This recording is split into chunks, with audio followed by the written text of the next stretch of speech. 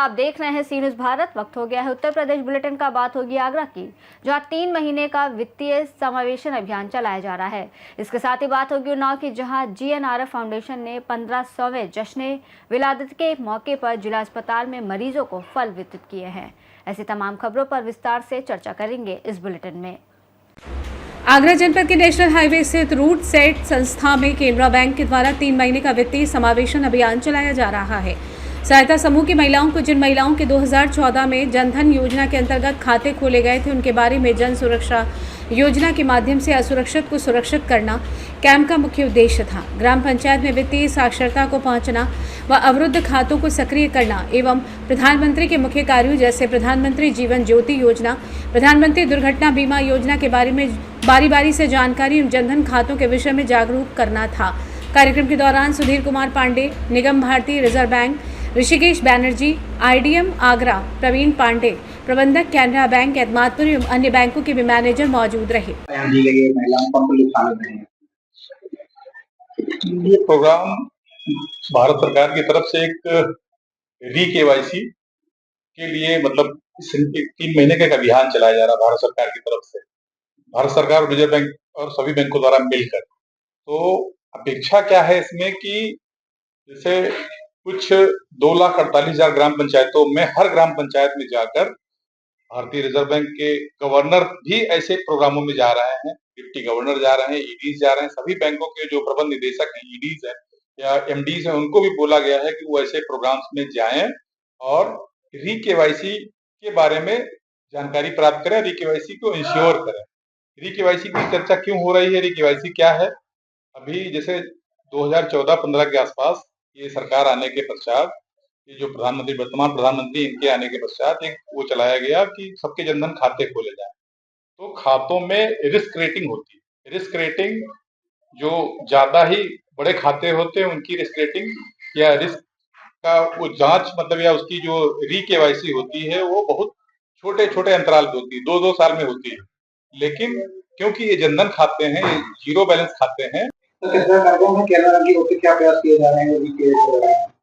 आज Canara bank regional office Agra 2 द्वारा Etmadpur branch के थ्रू एक KYC और वित्तीय समावेशन रिलेटेड कैंप का आयोजन किया गया, जिसमें हमारे मुख्य अतिथि Shri SK Pandey sir, RBI regional manager और RBI AGM जी उपस्थित रहे, जिनके द्वारा इसके विषय में FI के रिलेटेड चीजों के विषय में जानकारी दी गई एवं KYC करवाने खातों को KYC करवाने के लिए जानकारी दी गई और केनरा बैंक और अन्य बैंकों द्वारा, सरकारी बैंकों द्वारा दी जा रही सुविधाओं जो हमारे आम जनमानस को मुख्य धारा से जोड़ने के लिए आवश्यक हैं, उनके विषय में भी जानकारियां दी गई।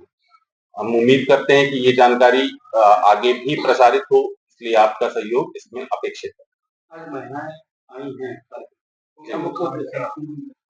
महिलाओं को केनरा बैंक एवं अन्य बैंकों द्वारा भी बहुत सी गवर्नमेंट स्कीम दी जा रही है, जैसे SHG हमारा है, SHG में लिंकेज स्कीम रहती है, जिसके थ्रू हम महिलाओं को कई छोटे छोटे स्त्री शक्ति केंद्र, स्त्री शक्ति जैसे लोन है, उनको आत्मनिर्भर बनाने के लिए लोन दे रहे हैं। मोदी जी की योजना को सफल बनाने के लिए वो आत्मनिर्भर बन सके, ताकि छोटे छोटे लोन शुरुआत में दिए जा रहे हैं, जिनको उनके कार्यकुशलता के अनुरूप दिया जाएगा और उसको बढ़ाया भी जा सकता है समयानुरूप। और आगरा से सी न्यूज़ संवाददाता विष्णु बघेल की रिपोर्ट। खबर बलिया से, जहां बैरिया विधानसभा के विकासखंड बेलहरी की ग्राम पंचायत गंगापुर के बाढ़ से विस्थापित लोगों ने लगाए गंभीर आरोप। पीड़ितों ने कहा कि मुख्यमंत्री योगी आदित्यनाथ के सरकार भी भ्रष्टाचार कम होने का नाम नहीं ले रहा है, बिना घूस कोई काम नहीं हो रहा है, एक आवास के लिए दर दर भटकना पड़ रहा है, वही जो पैसा दे दिया उसका आवास पास हो गया, मिल गया और बन भी गया, लेकिन हमारे पास पैसा नहीं होने के चलते हमारा ना तो आवास बना और ना ही हमें पैसा मिला। जानते हैं पीड़ित राजकुमार चौबे का क्या कुछ कहना था। अपना राजकुमार चौबे, सन ऑफ स्वर्गीय रामचंद्र चौबे, ग्राम पंचायत गंगापुर, विकास खंड बेलहरी, तहसील बलिया, जिला बलिया का मूल निवासी। क्या समस्या है आपकी? समस्या ये है कि 2 साल पहले गंगा के बाढ़ कटान पीड़ितों के लिए आवास बनाने के लिए भूमि आवंटन की गई। उस समय बलिया डीएम रविंदर जी आए थे, तो वो प्रधान को बोले कि जितने भी यहाँ पर जितने लोगों को प्लाट मिला है सबकी सूची तुरंत मुख्यमंत्री के पास भेज दो, लेकर सबका डाटा कि इनका सबका आवास तुरंत मिल जाए इसी सत्र में। उसमें हम भी अपना डॉक्यूमेंट सब प्रधान के पास दे दिए। तो यहाँ पर जितने लोगों को मिला है आवास प्लाट, सबको आवास मिल गया है। मुझे बार बार पूछने पर ये लोग कहते हैं कि कहीं भी कोई जाए हमें पता नहीं है, आपकी सूची में नाम नहीं है। प्रधान भी कहते हैं कि सूची में नाम नहीं है, सूची में नाम होता तो हम दे देते। तो हमें आवास प्लाट कैसे मिला? अभी कल मैं सेक्रेटरी से विनय सिंह से बात किया कि हमारा सूची में नाम क्यों नहीं आया, तो वो चेक किए तो बोले कि सूची में नाम नहीं है।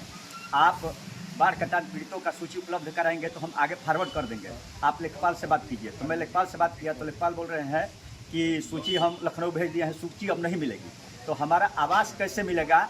बलिया से सी न्यूज़ संवाददाता अर्जुन कुमार की रिपोर्ट। बरेली आंवला के गांव तजपुरा में ग्राम समाज की भूमि पर अवैध कब्जा होने को लेकर सुहेल देव भारतीय समाज पार्टी के जिला अध्यक्ष ने आंवला एसडीएम को सौंपा ज्ञापन। बरेली के आंवला तहसील के ब्लॉक आलमपुर जाफराबाद की ग्राम पंचायत बनारा के गांव तजपुरा में ग्राम समाज की भूमि पर अवैध कब्जा होने को लेकर सुहेल देव भारतीय समाज पार्टी के पदाधिकारियों ने एसडीएम आंवला विदुषी सिंह को ज्ञापन सौंपा है। ज्ञापन में बताया गया है कि कुछ ग्रामीणों ने दबंगई के बल पर ग्राम समाज की भूमि पर अवैध कब्जा कर लिया है और तालाब न होने के कारण ग्रामीणों को भारी नुकसान हो रहा है, जिसमें जल भराव, गंदगी और क्षेत्र में फैल रही बीमारियों की समस्या चल रही है। बताया कि विपक्षी ने अपनी खतौनी से अधिक बाहर जाकर ग्राम समाज की भूमि अवैध रूप से जोत ली है। ग्रामीणों ने तालाब निर्माण के लिए भूमि सुरक्षित करने और अवैध कब्जा हटवाने तथा जांच कर दोषी पाए जाने पर कानूनी कार्रवाई की मांग की है। इस दौरान संगठन के जिला अध्यक्ष भारतेंदु सोनकर, सुरेश अमरपाल आदि मौजूद रहे। बरेली से सी न्यूज़ संवाददाता अरविंद पेंटर की रिपोर्ट। खबर हमीरपुर से, जहां देर रात चल रही पीडब्ल्यूडी विभाग की पार्टी में अचानक पहुंची पुलिस को देख पार्टी में मौजूद लोगों ने लगाई दौड़। पीडब्ल्यूडी विभाग की इस पार्टी में लड़कियां भी आई नजर। सूत्रों के अनुसार पीडब्ल्यूडी विभाग के किसी बड़े अधिकारी के लिए इस पार्टी का आयोजन किया गया था। पार्टी में डीजे की तेज आवाज के साथ बार बालाओं के डांस प्रोग्राम का भी किया गया था इंतजाम। देर रात 1 बजे हमीरपुर मुख्यालय के अमन शहीद के पास स्थित पूजा गेस्ट हाउस की बिल्डिंग में ये पार्टी की जा रही थी, जहां पीडब्ल्यूडी विभाग की पार्टी में पूर्व अधिशासी अभियंता, जेई समेत विभाग के तमाम ठेकेदार नजर आ रहे थे। हमीरपुर से सी न्यूज़ संवाददाता जितेंद्र पंडित की रिपोर्ट। खबर उन्नाव से, जहां जीएनआरएफ फाउंडेशन ने 1500वें जश्न विलादत के मौके पर जिला अस्पताल में मरीजों को फल वितरित किए। इस मौके पर फाउंडेशन की टीम ने अस्पताल पहुंचकर मरीजों को फल बांटे और उनका हालचाल जाना। जीएनआरएफ फाउंडेशन की इस पहल को समाज के लिए एक सराहनीय कदम बताया जा रहा है, जो मरीजों के प्रति सहानुभूति और सेवा भाव को दर्शाता है। इस तरह के आयोजन जीएनआरएफ फाउंडेशन लगातार करता रहता है। इस मौके पर मुख्य चिकित्सा अधिकारी सत्य प्रकाश, एसीएमओ डॉक्टर हरिनंदन सैयद, वसीक अत्तारी, मौलाना असलम मदनी, इंजीनियर नदीम खान, सुफियान खान, निज़ामुद्दीन अत्तारी आदि लोग मौजूद रहे। आज आपके द्वारा अस्पताल में फल वितरित किया जा रहा है, किस तरह का ये फल वितरित किया जा रहा है, क्या है पूरा मामला? जी, रबीउल अव्वल का महीना है और कल हमारे प्रोफेट आका मुहम्मद रसूलुल्लाह सल्लल्लाहु अलैहि वसल्लम का जन्मदिन है, यौम विलादत है आपकी। इस खुशी में दावत इस्लामी इंडिया का बड़ा प्यारा डिपार्टमेंट जीएनआरएफ आज डिस्ट्रिक्ट हॉस्पिटल में फ्रूट डिस्ट्रीब्यूशन कर रहा है। जो यहाँ पे मरीज़ एडमिट हैं उनको फल तकसीम किए जा रहे हैं इस खुशी में कि हमारे प्यारे आका सल्लल्लाहु अलैहि वसल्लम का 15वां जश्न विलादत है। तो ये कार्य खैर है। इसके अलावा भी जीएनआरएफ कई कार्य खैर में, अच्छे कामों में, सामाजिक कामों में वक्तन फ़वक्तन जो है वो हिस्सा लेता रहता है।